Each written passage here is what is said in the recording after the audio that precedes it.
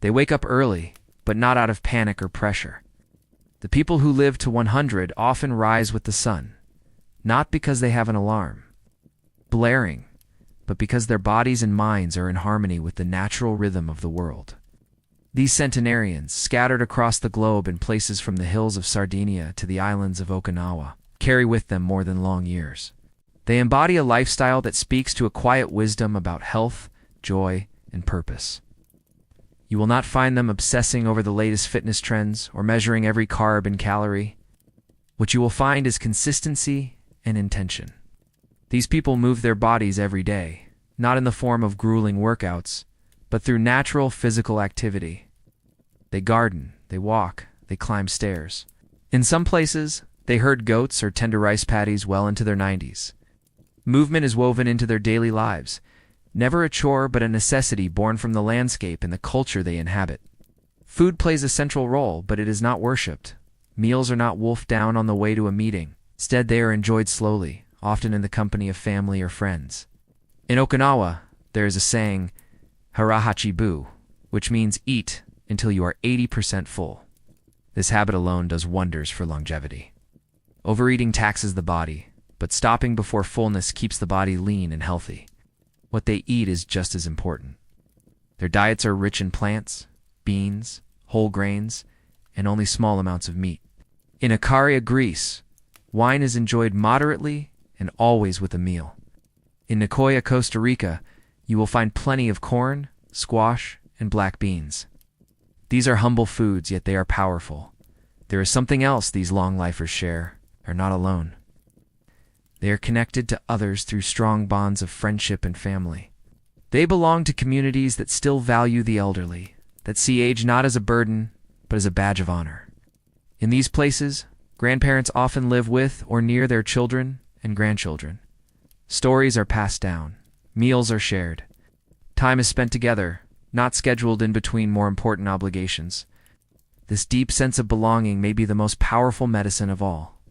People who are deeply connected live longer, and they live better. One might expect that people who live to 100 have always lived perfect lives. But talk to them, and you will hear about hardship, loss, and struggle. What sets them apart is not the absence of adversity, but the ability to move through it with resilience. They adapt, they accept, they let go. Many have a strong spiritual life or religious belief, but it is rarely rigid. It is more a sense of wonder and gratitude, a deep understanding that life is bigger than oneself. This mindset, this peace with what is, acts like a buffer against stress. And stress, as we know, is a killer. Rest is sacred, but it is not idolized.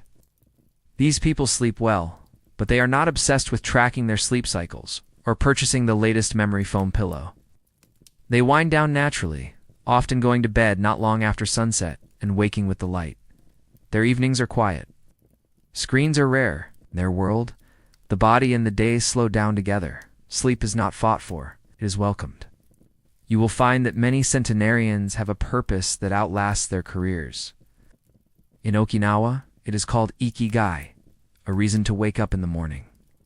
It might be tending a garden, mentoring younger family members, or preparing traditional foods. That sense of purpose, no matter how small or humble, provides structure and meaning. It is a light that keeps them going, long after society would have told them to slow down and fade away. There is also a simplicity to their lives that cannot be overstated. They do not chase endless productivity. They are not burdened by constant comparison or consumption. They find joy in the ordinary. A cup of tea, a morning breeze, the sound of laughter around the dinner table. They are not chasing happiness in things, but uncovering it in moments. That quiet contentment may be the secret sauce no science can replicate. Many of them grow old in places untouched by the frantic pace of the modern world. Their environments support their habits. They walk more because there are no elevators. They eat better because there are no fast food chains. They sleep better because there is no constant noise or artificial light. Their surroundings encourage the very behaviors that lead to longevity. Yet perhaps the most remarkable thing about these people is how unremarkable their habits seem. They are not popping dozens of supplements or subscribing to expensive health programs. They are not living in fear of illness or decline. Instead, they trust their bodies, honor their traditions, and live with a sense of grounded calm. They do not panic about aging. They embrace it. Humor is also a frequent guest in their lives. Many centenarians laugh easily.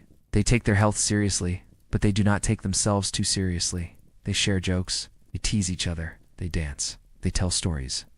In these acts of joy, there is a kind of healing that goes beyond medicine. And then there is gratitude. Again and again, you hear it in their voices. They are thankful. Not in a performative social media way, but in a daily, deep, personal sense. Grateful for the rain, for a neighbor's visit, for a meal shared.